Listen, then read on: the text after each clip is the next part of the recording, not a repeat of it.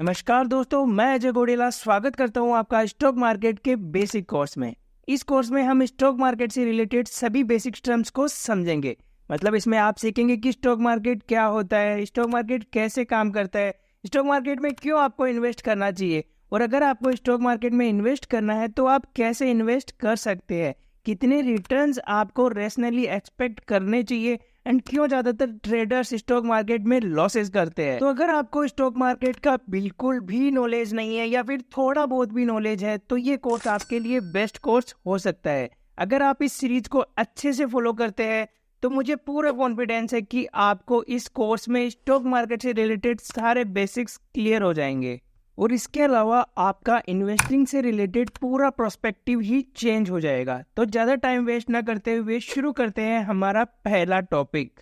हमारा पहला टॉपिक है द नीड टू इन्वेस्ट। हमें इन्वेस्टिंग की जरूरत ही क्या है। ये वैसे तो एक बेसिक कॉन्सेप्ट है, लेकिन फिर भी मैं आपको बता दूं, इन्वेस्टिंग इसलिए करनी चाहिए क्योंकि इन्फ्लेशन, महंगाई की वजह से टाइम के साथ साथ पैसे की वैल्यू कम होती रहती है। यानी 10 साल पहले आपको जितना सामान खरीदने के लिए 1,000 रुपए खर्च करने पड़ते थे, आज उतना ही सामान खरीदने के लिए आपको कम से कम 1800 से 2,000 रुपए खर्च करने पड़ेंगे। जैसे पेट्रोल का ही एग्जाम्पल ले लो।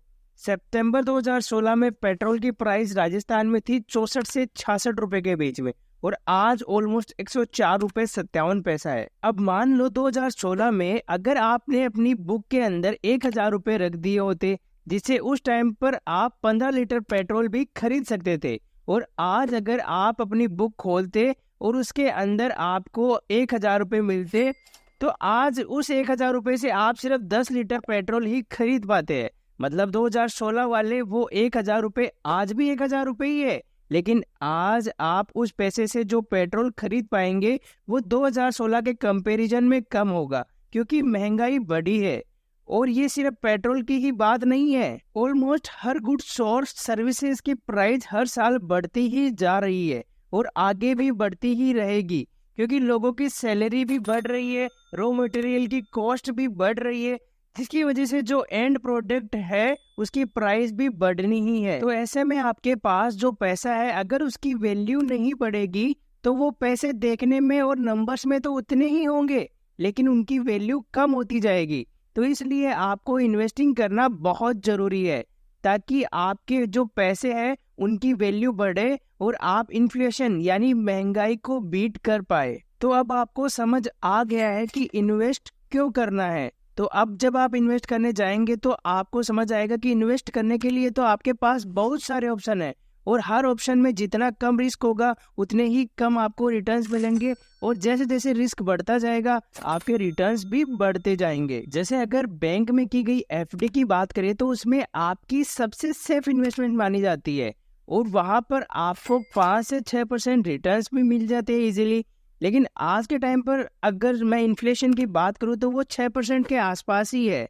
तो इससे आप सिर्फ महंगाई को ही बीट कर सकते हैं, आपके पास एक्स्ट्रा कोई भी रिटर्न नहीं बचने वाला है उसमें। तो एफडी के बाद जो सबसे सेफेस्ट ऑप्शन निकल के आता है वो होता है गवर्नमेंट बॉन्ड्स, जिसमें आपको 6 से 7% रिटर्न्स इजीली मिल जाते हैं। उसके बाद आते हैं कॉर्पोरेट बॉन्ड्स, जिसमें आपको 7 से 8% के रिटर्न्स मिल सकते हैं। और अगर हम इसके बाद गोल्ड की बात करें तो गोल्ड में आपको 9 से 10% के रिटर्न्स इजीली मिल सकते हैं। बट अगर आप इससे ज्यादा रिटर्न्स चाहते हैं तो फिर स्टॉक मार्केट ही एक बेस्ट ऑप्शन निकल कर आता है, जिसमें मिलने को तो अनलिमिटेड रिटर्न्स भी मिल सकते हैं, लेकिन रैशनली एक्सपेक्ट करें तो आपको 12 से 20% के रिटर्न्स स्टॉक मार्केट से मिल सकते हैं, और इससे आपका पैसा बहुत ही तेजी से ग्रो कर सकता है।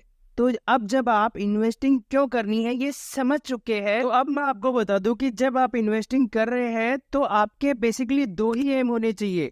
पहला एम इन्फ्लेशन को बीट करना, और दूसरा जो सबसे इम्पोर्टेंट है वो है अपनी वेल्थ को ग्रो करना। तो क्योंकि अगर आप यहाँ तक वीडियो देख रहे हैं तो इसका मतलब है कि आप स्टॉक मार्केट में इन्वेस्ट करना चाहते हैं। तो जब आप स्टॉक मार्केट में इक्विटी जैसे एसेट्स क्लास में इन्वेस्ट करते हैं तो बेसिकली आप एक बिजनेस में इन्वेस्ट कर रहे हैं। तो स्टॉक मार्केट में इन्वेस्ट करते वक्त हमेशा आपको एक बात का ध्यान रखना है कि आपने एक बिजनेस में इन्वेस्ट किया है, और बिजनेस से पैसे कमाने में वक्त लगता है। इसलिए स्टॉक खरीदने के बाद अगर शेयर की प्राइस थोड़ी बहुत गिरती है या फिर थोड़ी बहुत बढ़ती भी है तो आपको सिर्फ उसके ऊपर रिसर्च करनी है कि प्राइस क्यों गिर रही है या फिर प्राइस क्यों बढ़ रही है। अब रिसर्च कैसे करनी है वो हम आपको आगे आने वाले लेक्चर में बताएंगे। यहाँ पर आपको बता दूं कि अगर आप अच्छे से रिसर्च करके स्टॉक खरीदेंगे तो आप लॉन्ग टर्म में आराम से 12 से 20% तक के रिटर्न्स जनरेट कर सकते हैं। और अगर हर साल ये पैसा कंपाउंड होता रहता है तो आप लॉन्ग टर्म में बहुत बड़ा अमाउंट जनरेट कर सकते हैं। इवन कुछ हजार रुपए महीना इन्वेस्ट करके भी आप करोड़पति बन सकते हैं। ये हमारा फर्स्ट लेक्चर था तो इसको हमने बहुत ही सिंपल रखा है ताकि जिसको स्टॉक मार्केट के बारे में कुछ भी पता नहीं है उनको भी आराम से हमारी बातें समझ में आ सके। इसके बाद जो हमारा नेक्स्ट लेक्चर है उसमें हम स्टॉक मार्केट से रिलेटेड बहुत सारे कॉन्सेप्ट डिस्कस करने वाले हैं एंड इसके बाद हम स्टॉक मार्केट के बेसिक स्ट्रक्चर को भी समझेंगे। तो वो एक इम्पोर्टेंट लेक्चर है। तो इस लेक्चर के लिए इतना ही, मिलते हैं नेक्स्ट लेक्चर में।